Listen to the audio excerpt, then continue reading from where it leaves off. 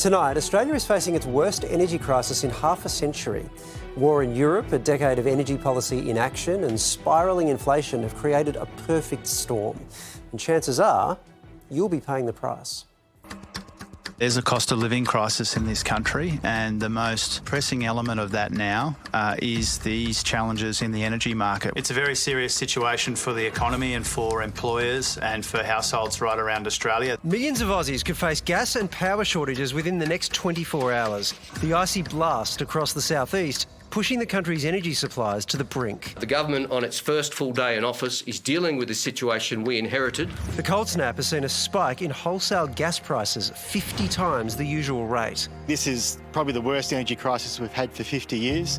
This is a significant issue for the national economy. It's also a significant issue for mums and dads who cop high electricity and gas bills. While the war in Ukraine is choking global gas supply, coal-fired power station outages have affected domestic production as well. What sits over the top of all of that is there has been, under our predecessors, almost a decade of energy policy failure and chaos. In Victoria, South Australia and Tassie, more than 100 suppliers may be forced to cut gas use. The energy market operator releasing emergency supplies for gas producers for the first time. Action is necessary and action is being taken. Some experts now predicting electricity prices could double. In New South Wales, this would mean the average family bill could soar to $240 a month. But there is a more drastic policy available, and manufacturers are calling on the government to trigger it. The Domestic Gas Security Mechanism, which allows the government to divert exports to domestic supply. Every other gas exporting nation has some form of control to protect their domestic economy.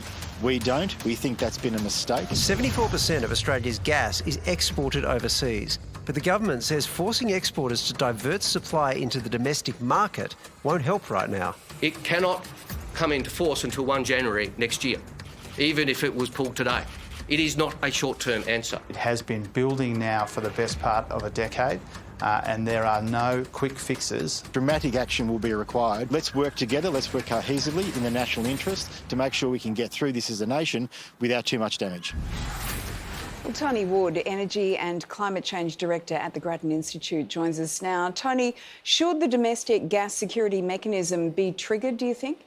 Well, it could be, but it won't make much difference to the situation we're facing now. It was a tool designed for a very different set of circumstances, and it's not the right tool for what we need right now. As I said, it was designed for a historical problem of the sort we are not facing at the moment. So no, it would be a waste of time. Is there a right tool? Well, the difficulty is we've ended up in a situation which is the accumulation of problems. The right tool that immediately is what the Australian energy market operator has already implemented, and that is to make sure that the maximum amount of gas we can get from Queensland, in particular, is flowing south into New South Wales and Victoria. That's been happening today and it's working. That will get us through the short-term problem. The issue for the southeast is that we are literally running out of gas and we haven't got any other ways of getting gas into Victoria. So that's something we're going to have to solve in the longer term. In the short term, the other thing which would make a big difference is if we could get back online some of the coal-fired power stations which have been offline now for quite a bit of time. 20% of the coal-fired power stations on the East Coast have been offline one way or the other for the last 4 months. And that's contributed to the problem because we have to use some of the gas to provide electricity. And of course, we don't want to go without electricity or gas. So just how bad could this get, Tony? I honestly don't think it's going to get bad. It could get tight. We're not going to see people running out of gas in their homes as far as I can see. I mean, anyone who thinks they can forecast what's going to happen in the energy system from 12 months ago knows what can happen and go bad, right? The Ukraine war, these coal-fired power stations being offline, etc. But most likely, we will see those coal-fired power stations, at least some of them, coming back online. And most likely, the gas supply will be enough to get us through this winter.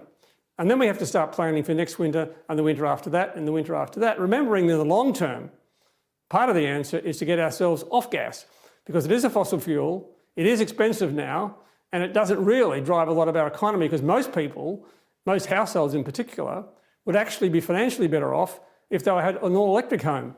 Now, you might like cooking with gas, but I can assure you, induction cooktops work just fine.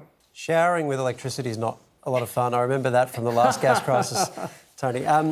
What the point you make, though, delivers us to the point that the new government is making. They're asserting that if we'd had good energy policy over the past 10 years, which includes the introduction of more renewables into the electricity mix, that we could have avoided this, that this is the cost and consequence of that failed decade. Do you think that that's overblown, or are they fair enough in saying that? Like most of these things, there is some truth in what the new government has been saying in that regard. We wouldn't have avoided the cold weather.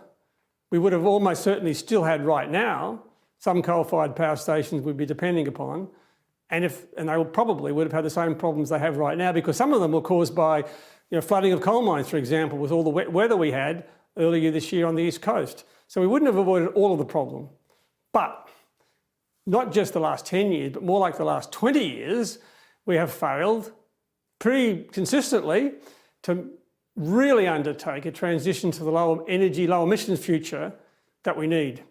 And as a result of that, we always knew the longer we leave this, the harder it would become. And what's happening now is an example of how hard it could become. The transition is the challenge. And of course, on the way, as we all know, transitions often in our lives are where the problems arise. Once you get through it, we're fine. Let's hope that's the case. Tony, thanks so much for your time. You're very welcome. Thank you.